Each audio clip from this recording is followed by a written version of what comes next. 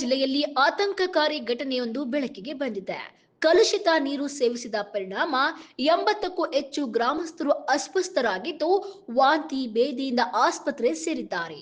ಅಧಿಕಾರಿಗಳ ನಿರ್ಲಕ್ಷ್ಯದ ವಿರುದ್ಧ ಗ್ರಾಮಸ್ಥರು ತೀವ್ರ ಆಕ್ರೋಶ ವ್ಯಕ್ತಪಡಿಸಿದ್ದಾರೆ. ಚಿಕ್ಕಬಳ್ಳಾಪುರ ಜಿಲ್ಲೆಯ ಚಿಕ್ಕತೇಕಹಳ್ಳಿ ಗ್ರಾಮದಲ್ಲಿ ಕಲುಷಿತ ನೀರು ಸೇವಿಸಿದ ಪರಿಣಾಮ 80ಕ್ಕೂ ಹೆಚ್ಚು ಮಂದಿ ಅಸ್ವಸ್ಥರಾಗಿದ್ದಾರೆ. ಕಳೆದ ಒಂದು ವಾರದಿಂದ ಗ್ರಾಮಸ್ಥರು ವಾಂತಿ ಬೇದಿ ಹಾಗೂ ಹೊಟ್ಟೆ ನೋವಿನಂತಹ ಸಮಸ್ಯೆಗಳಿಂದ ಬಳಲುತ್ತಿದ್ದು, ಪ್ರತಿನಿತ್ಯ ಆಸ್ಪತ್ರೆಗೆ ತೆರಳಿ ಚಿಕಿತ್ಸೆ ಪಡೆಯುತ್ತಿದ್ದಾರೆ. ಗ್ರಾಮಕ್ಕೆ ಸರಬರಾಜಾಗುತ್ತಿರುವ ಕುಡಿಯುವ ನೀರಿಗೆ ಚರಂಡಿ ನೀರು ಮಿಶ್ರಣವಾಗಿರುವುದೇ ಈ ಅವಾಂತರಕ್ಕೆ ಕಾರಣ ಎನ್ನಲಾಗಿದೆ. ಜನರಷ್ಟೇ ಅಲ್ಲದೆ ಜಾನುವಾರುಗಳ ಆರೋಗ್ಯದಲ್ಲಿಯೂ ಏರುಪೇರು ಕಂಡು ಬಂದಿದ್ದು, ಗ್ರಾಮದಲ್ಲಿ ಆತಂಕದ ವಾತಾವರಣ ನಿರ್ಮಾಣವಾಗಿದೆ. ಸಮಸ್ಯೆ ಹಲವು ದಿನಗಳಿಂದ ಮುಂದುವರೆದಿದ್ದರೂ ಸಂಬಂಧಪಟ್ಟ ಅಧಿಕಾರಿಗಳು ಕಂಡು ಕಾಣದಂತೆ ಮೌನ ವಹಿಸಿದ್ದಾರೆ ಎಂದು ಗ್ರಾಮಸ್ಥರು ಆರೋಪಿಸಿದ್ದಾರೆ. ಪರಿಸ್ಥಿತಿ ಗಂಭೀರವಾಗುತ್ತಿದ್ದಂತೆ ಇಂದು ಅಧಿಕಾರಿಗಳ ತಂಡ ಗ್ರಾಮಕ್ಕೆ ಭೇಟಿ ನೀಡಿ ಪರಿಶೀಲನೆ ನಡೆಸಿದೆ.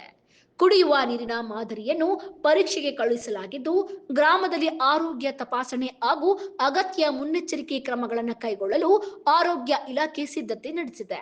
ಆದರೆ ಸಮಸ್ಯೆಗೆ ಶಾಶ್ವತ ಪರಿಹಾರ ಕಲ್ಪಿಸಿ ಸುರಕ್ಷಿತ ಕುಡಿಯುವ ನೀರಿನ ವ್ಯವಸ್ಥೆ ಮಾಡಬೇಕು ಎಂದು ಗ್ರಾಮಸ್ಥರು ಆಗ್ರಹಿಸಿದ್ದಾರೆ. ಚಿಕ್ಕತೇಕಹಳ್ಳಿ ಗ್ರಾಮದಲ್ಲಿ ಕಲುಷಿತ ನೀರಿನಿಂದ ಉಂಟಾದ ಈ ಆರೋಗ್ಯ ಸಂಕಷ್ಟ ಅಧಿಕಾರಿಗಳ ನಿರ್ಲಕ್ಷ್ಯವನ್ನೇ ಬಯಲಿಗೆಳೆದಿದೆ.